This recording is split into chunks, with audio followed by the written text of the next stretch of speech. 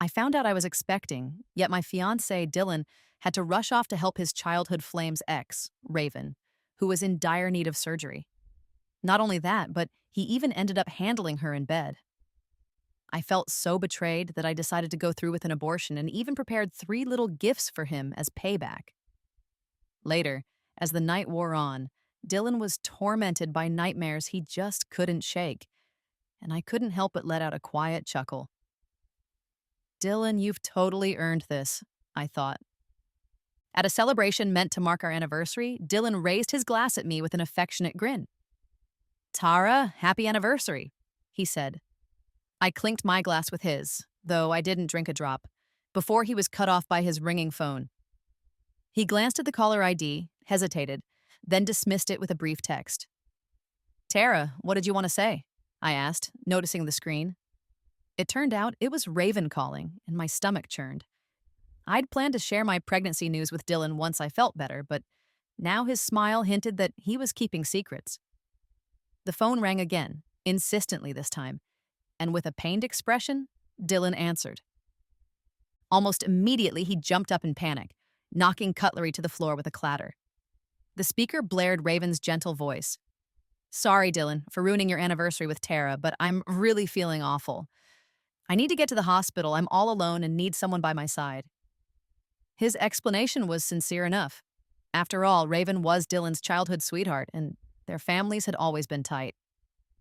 Before I could even react, Dylan grabbed his car keys and bolted out the door.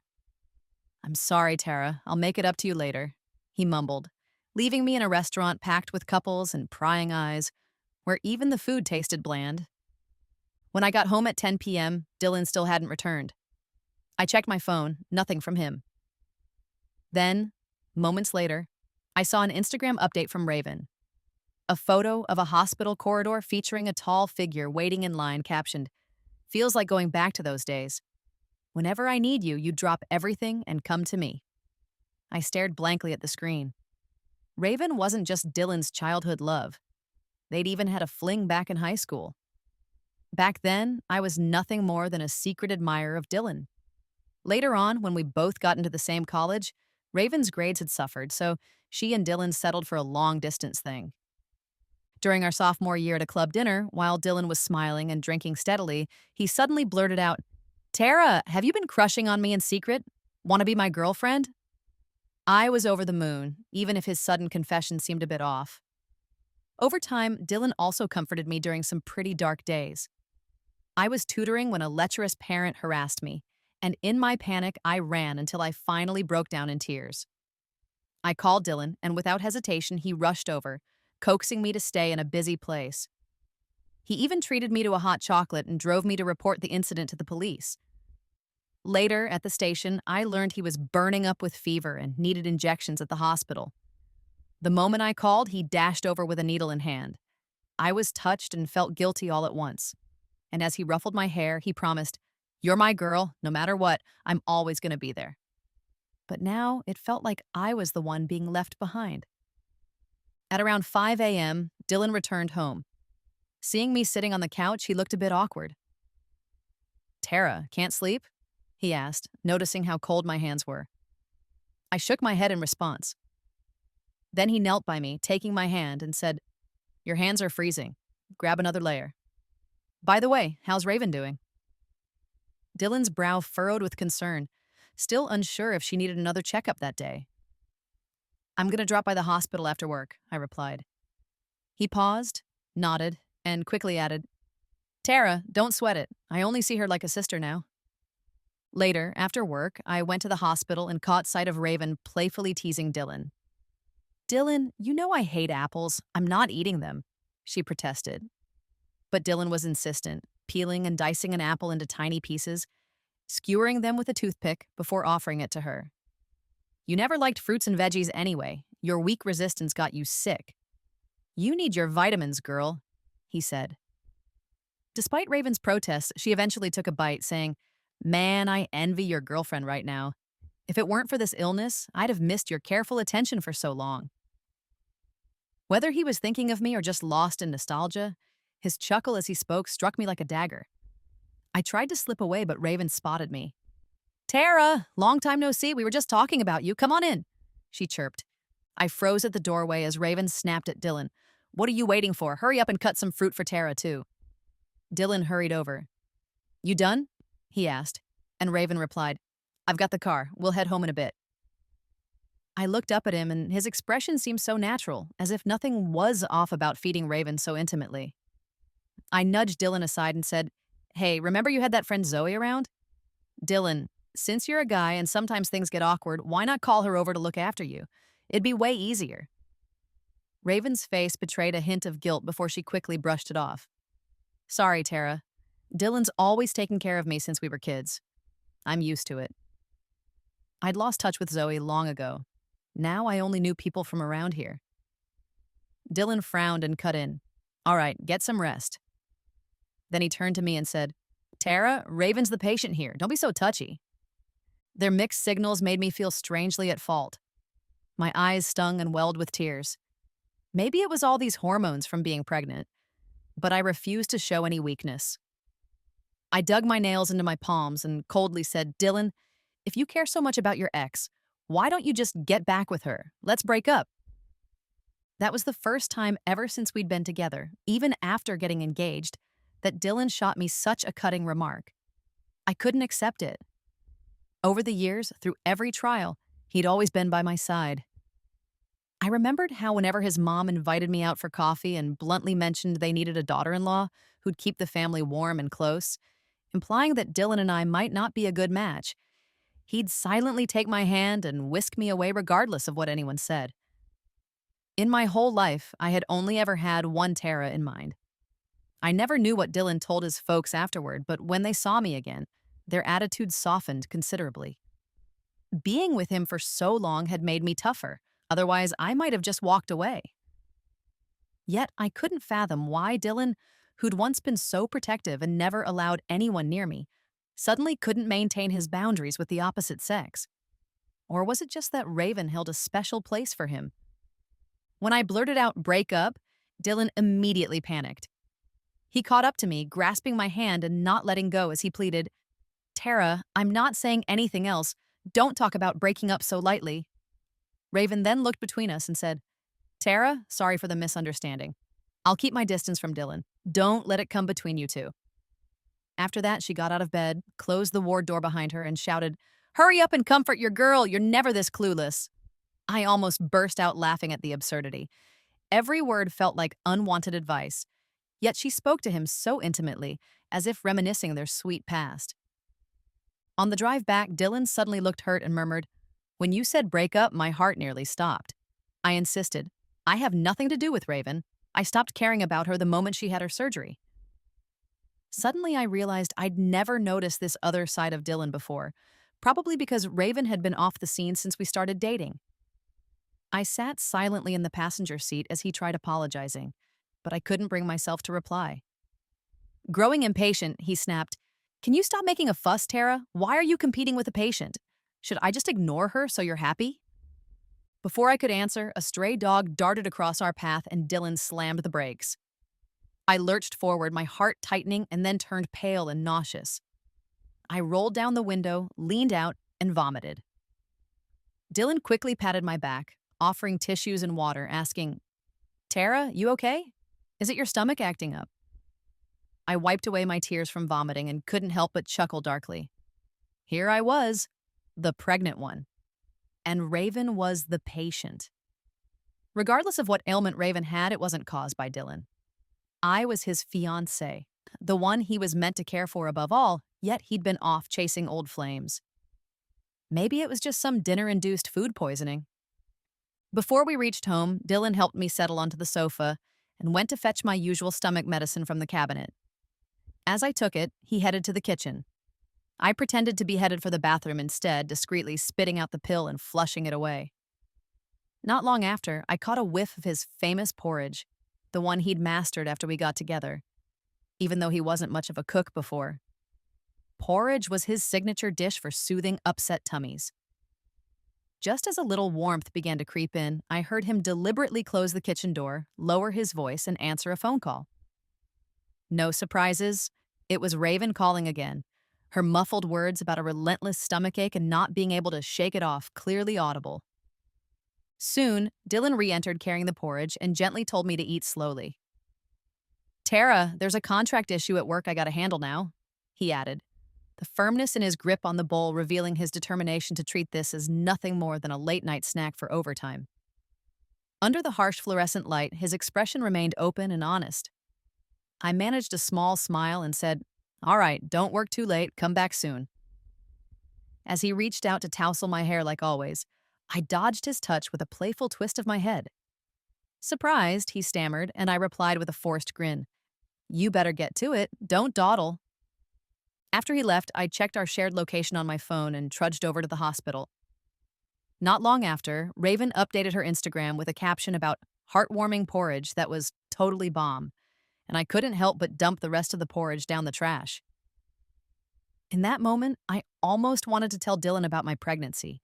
But seriously, isn't it a guy's job to let his fiancée know he's off visiting his ex in the dead of night? My heart slowly began to chill. Despite all the beautiful memories I once shared with Dylan, I had to admit that something had changed. Ironically, it was at that same top-tier hospital, where I'd first learned I was pregnant, that I was forced to face these shifts. The gynecologist even said, "Keep your mood happy, Tara. The HCG value is not going to fix itself." And as I left, I couldn't help but wonder if these wild mood swings were all just a sign of the times. That weekend, while the hospital buzzed with activity, I spotted Dylan and Raven together in the crowd. Dylan was carefully supporting a smiling Raven, and I even noticed a subtle blush on his earlobes, a telltale sign I'd learned long ago. I overheard a nearby girl whisper to her boyfriend, "Look at them, such a cute couple." I watched them until they came straight toward me. When Dylan saw me, his smile instantly froze, and he abruptly let go of Raven. "Today, Raven's meeting with the doctor about her surgery," he stammered, "so—" I cut him off with a cool smile. No need to explain. Yet Dylan looked completely flustered, almost as if he'd just remembered something urgent. "Tara, are you okay? Is your stomach acting up again? Have you been tested?" His rapid, anxious questioning drew curious stares from everyone nearby. Even a nosy couple started whispering, "Is this your boyfriend?" The girl's tone was snarky as she teased, "Don't tell me you're leading a double life." I simply nodded, "Yeah, he's my fiancé," while the girl exaggeratedly clutched her mouth as if she'd just realized, "Oh snap, double trouble." More people turned their attention our way. Dylan's face darkened as Raven bit her lip, frozen in a moment that looked far too forced. Finally, Raven softly called Dylan's name. "Dylan, I'm feeling really off." Her face was pale, with beads of sweat that weren't fake at all. Instead of rushing to her aid as before, Dylan glanced at me. I managed a smile and said, "How about we call a nurse?" Instantly, Raven's eyes filled with tears as she looked at Dylan, her voice trembling. "I'm gonna head back to rest. Dylan, you better not come after me post-surgery or Tara's gonna get the wrong idea." With that, her slender figure faded into the crowd. Dylan didn't follow. Instead, he squeezed my hand tighter, almost painfully so. Later that night, Dylan set a lavish table full of mouth-watering dishes. "Tara, once Raven's surgery is done, I promise I won't ever see her alone again. You can't forget about her, right?" He paused, then solemnly declared, "Tara, you're my future wife. I only love you." I managed a non-committal smile, thinking, man, a liar's got to swallow 1,000 needles. After Dylan dozed off, his phone lit up again. Likely from the stress of work and all the Raven drama, I quietly snatched it up. I was checking my messages on my birthday when a text from Raven popped up. "Dylan, guess what I was thinking about in the hospital lobby today?" Her message continued. "If we hadn't split on the second day of sophomore year, would you be able to take care of me properly now? I'd never be seen as a shameless homewrecker." I was stunned. It took me back to that chilly night when Dylan first confessed his love during a club dinner. I felt like I'd been plunged into an icy cave. Even though I knew Dylan was with me because he'd broken things off with Raven, I never expected the gap between the two relationships to be so damn short. Or maybe Dylan had chosen me just to spite her from the start? As I stared at the message, my heart sank a little more with every word. I set the message back as unread and stayed awake until dawn. The next morning, Dylan woke up and gave me a peck on the cheek, saying, "Good morning, Tara." I couldn't hide the disgust bubbling up inside me. His face changed immediately as he tried to speak, but I interrupted, "I'm not feeling well. Can you take me to the hospital?" Dylan obliged, driving me to a different hospital. Apparently, news of our 7th anniversary had passed for over a month, and the father of my child had finally gotten wind of our happy celebration. I watched him eagerly declare, "Tara, I'm so stoked. You know I've always been into kids and I really want our family to grow." I remembered Dylan's little sister, whom he adored, who sadly passed away before she could even speak. When Dylan convinced his mom to accept me, he'd mentioned, "If little Emily were still alive, she'd be about your age now." His mom had then said, "You've already lost one sister. Why treat another girl who's lost her parents any differently?" From that day on, Dylan's mom treated me with a whole new attitude. Later, the doctor reminded Dylan, "Pregnant women need extra care. You're the baby's dad, so you better step up." Dylan nodded quickly, but his phone rang once more. He hesitated, then declined the call. "I was being generous. Is that Raven?"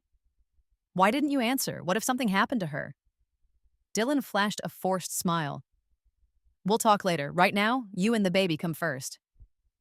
I couldn't help but feel that it was all ridiculous. Like, is a 7-year fiancé really less important than an ex? Dylan even told Raven that he'd send a female assistant to take care of her in the future. When Raven got wind of my pregnancy, her fragile smile nearly crumbled. As her surgery date neared, Dylan scoured for a doctor, and finally, Raven dropped the act of being civil with me. "Using a baby to tie a guy down? Seriously, is that your move?" I snapped. I ignored her sarcasm and patted my belly with a wry smile. Compared to Raven, sticking with someone else's fiancé is way more low. Raven smirked and added, "Dylan and I have been childhood sweethearts. Our first love, Tara." Let's see, who really holds the top spot in Dylan's heart? "I don't give a hoot about Raven's tough talk," Dylan retorted. "As an orphan, I craved a warm family, so I just want to give the baby a complete home. As long as I can hold on to some decency, I could even forgive you for the kids' sake." Then he added, "But as for me, I no longer trust you." On the day of Raven's surgery, after a long pause, Dylan finally said, "Tara, please believe me. This surgery is kind of risky. I'm worried, even though we've been pals for ages." I looked at him coolly and said, "You can go. Just remember what you promised before." Dylan then wrapped me in a tight hug and whispered, "Tara, I belong only to you. We have a baby on the way. We're going to be happy." He added, "Raven's surgery went off without a hitch, and I've arranged for the assistant to keep an eye on her from now on." Later that evening, while deciding what to eat, Dylan asked, "What do you want to chow down on tonight? Should we hit a restaurant, or should I whip something up?" I checked Instagram and saw Dylan had posted a story celebrating Raven's surgery success. Before I could reply, an email notification popped up. It was from some stranger with a single recording attached. The text read, "Tara, this is what you wanted." I hesitated a moment, then played the recording. It was Raven's voice. "Dylan, the surgery's in a few days and I'm kind of scared." Then came another familiar voice. "Don't worry, it's just a minor surgery. I'll be there with you." After a few moments of silence, Raven continued, "Dylan, is it really over between us?" Dylan fell silent for a moment, his voice turning hoarse as he said, "You were the one who didn't want me first. And besides, Tara's carrying my kid. I gotta be responsible." "Responsible?" Raven pressed. "Just a duty." "So, do you still have feelings for me deep down?" Raven asked again. Dylan rubbed his forehead and muttered, "It doesn't matter now, Raven. After your surgery, let's just never meet again." But she wasn't ready to let go. "Dylan, you're such a coward. Dare you admit that you still love me?" After a long silence, Raven tearfully pleaded, "Just kiss me one last time, like when we were 16 and we first got together. I swear I won't pester you anymore. I just need one kiss." My heart pounded like crazy, and then Dylan sighed. "What do you expect me to do?" The recording then ended with a series of ambiguous, secretive sounds. I later transferred some cash to the account mentioned in the message and sat alone in a dark office for what felt like forever. The next day, after Dylan dropped me off at work, I took a taxi back to the hospital. The cold instruments probed inside me, and though my mind was eerily calm, my heart felt as if it had been ripped apart. Why am I the only one taking all this pain? I whispered to the doctor.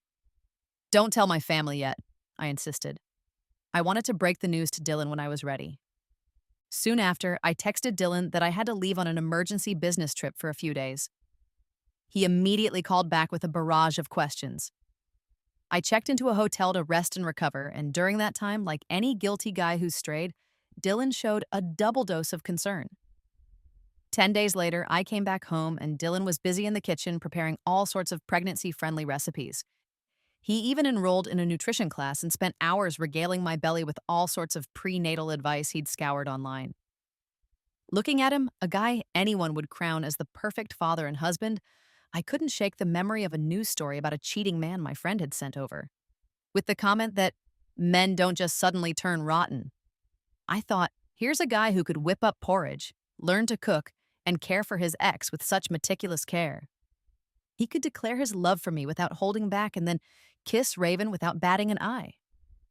One minute he'd be in tears over new life, and the next he'd be in bed with his ex, ditching his fiancée and unborn child just to spare his ex's feelings.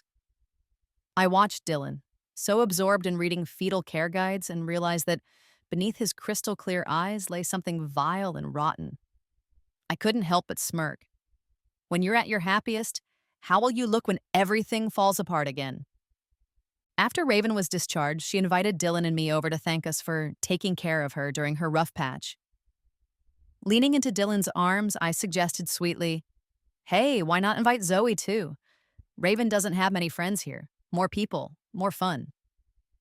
Dylan scratched his nose as if he wasn't too keen on just the three of us together, and he immediately called Zoe. I couldn't tell what went down on the other end, but soon dark clouds crossed Dylan's face. I kept smiling and asked what gift we should bring to Raven's place. Dylan hesitated a bunch, then stayed mum. On the agreed day, he still accompanied me to Raven's house, sporting a grim look. After a meal where each of us harbored our own secrets, I told them I had to head back to the office, declining Dylan's offer for a ride. I figured it'd be good to give them a chance to be alone.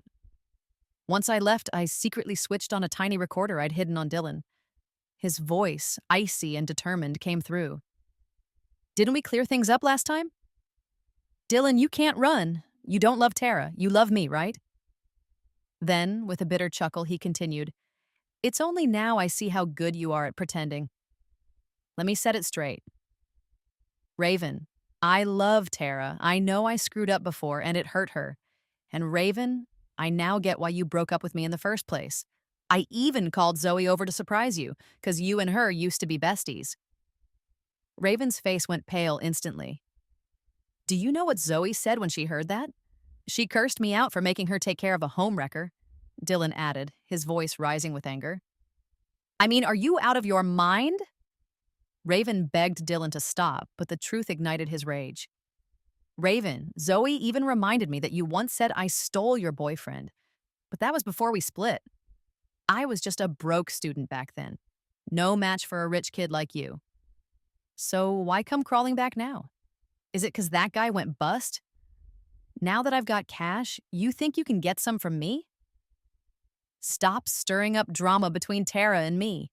Raven finally broke down, trembling as she said, "I'm not in this for your money. I still love you." Dylan let out a cold laugh. "Raven, I see you're just a greedy gold digger." "My bad," he said, then his tone softened. "Tara's carrying my child. We'll get hitched soon and start a new life. We'll be happy."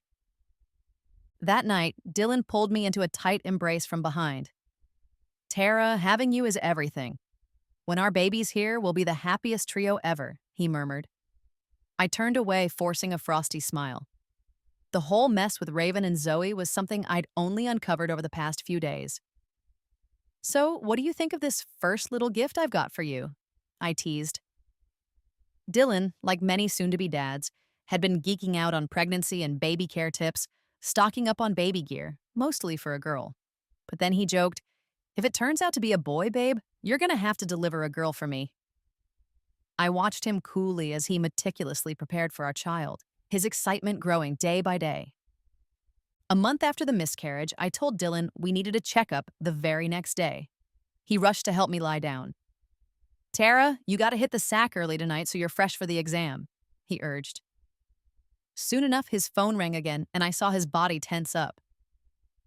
"Hey, Tara, have you been getting any weird, harassing emails?" he asked nervously. "What emails?" I played dumb. "Let me check my inbox." "Nah, don't," Dylan snapped suddenly, then made up an excuse. "Blue light's not good for you or the baby. There's too much scammy junk these days." I handed over my phone obediently and pretended to sleep as I heard him slip out. When I finally peeked again, the email I'd sent to myself from another account was gone. On the way to my checkup, Dylan was humming like he'd been reborn, tuning into a radio station where a soft female voice was dishing out tips on caring for pregnant women. Suddenly, the voice cut out. Dylan, looking puzzled, asked, "What's up with that?" Before he could check, a familiar voice came on. Dylan froze for 2 seconds, then frantically tried to shut off the radio, but couldn't. He pulled the car over, turned to me with panic in his eyes, and pleaded, "Tara, it ain't what you think. Let me explain." As that all too familiar, secretive conversation played on, I staged the performance of my life, screaming, crying, even with fresh blood streaming down. My best friend, who'd been waiting for this moment, forcefully pulled me out of Dylan's car, leaving him with nothing but my tear-stained pale face and crimson smudges on a white dress. In the chaos that followed, Dylan got the second gift I'd planned. I later lay on a hotel bed while Dylan kept calling and messaging. "Tara, where are you? Please, I need to see you. Is the baby okay?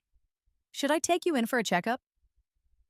I had blocked his number, but he'd call from different ones as I'd changed all my contacts.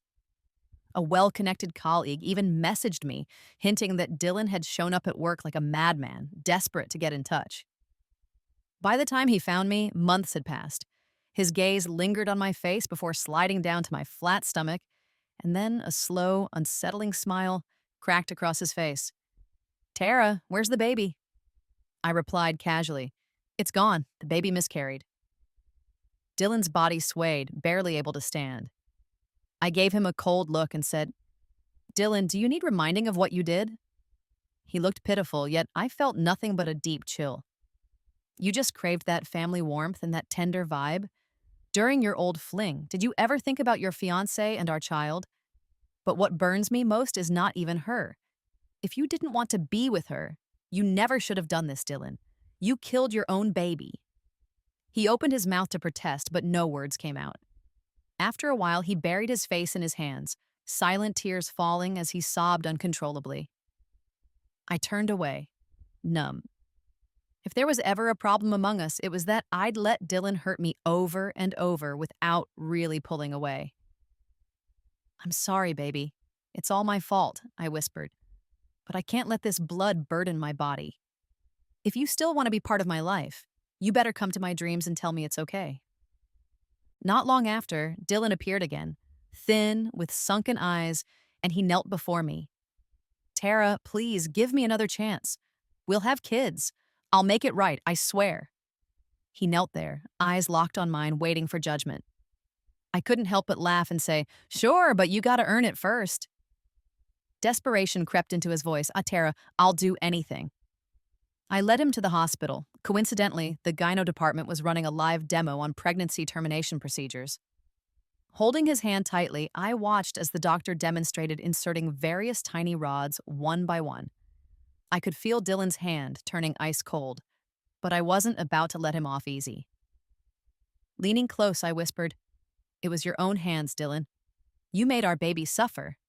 It hurt, and the little one must have been in agony. Maybe it was a girl." His eyes went dead, as if his very soul had been drained. I then approached his parents about a divorce, but his mom insisted on a meeting. She pleaded, "Please forgive Dylan," but I only said 2 short sentences, recounting the pain of losing a child. A pain that, As his auntie endured for 20 years, she'd understand all too well. If Emily had been taken from us, would you forgive the murderer? I asked. His mom mumbled a few words, and I couldn't help but smile bitterly. I won't forgive Dylan. Never. As the conversation wound down, someone emerged from the tier room, a final act from Dylan himself. He was laughing and crying at me, saying, Tara, if you don't forgive me, I just can't forgive myself. After that day, every night turned into a nightmare. I dreamed of our baby, all bloody and crying. Mutual friends called, telling me how Dylan was spiraling, taking too many meds, too scared to sleep because the vision of our blood-stained baby haunted him. It wasn't just insomnia and nightmares anymore. It was time to hand Dylan one last, final gift. I pulled out my phone and dialed a number. Zoe, you around? Want to meet up? Even after all these years, Zoe was still the same. At a coffee shop, as I recounted everything that had gone down between us three, the impeccably dressed Zoe looked down on us. Back then, Raven had dumped Dylan because Zoe's rich boyfriend had quickly broken up with her and chased after Raven instead. Learning about their fling before the breakup, Zoe had been furious. She'd even beaten up her ex and publicly confronted Raven. Of course, everyone said I had a bad temper, making men lose face, while they admired Raven's sweet and caring nature. Everything always seemed to fall in Raven's favor. I handed over some evidence to Zoe, which she later polished up and posted in high school alumni groups and university forums. Years down the line, Raven got another scandal for meddling in her ex's relationship, leading to his fiancée's miscarriage. With undeniable proof circulating, Raven's reputation in her circle was toast. Zoe finally had her sweet revenge, and I even fanned the flames by passing on more dirt, leading to Raven's dismissal from her job. Meanwhile, Dylan wasn't doing any better. News spread online and in our social circles painting him as a typical scumbag. Netizens even boycotted his company's products. Then Raven stirred up more trouble for him, though Dylan claimed the recording was all on her.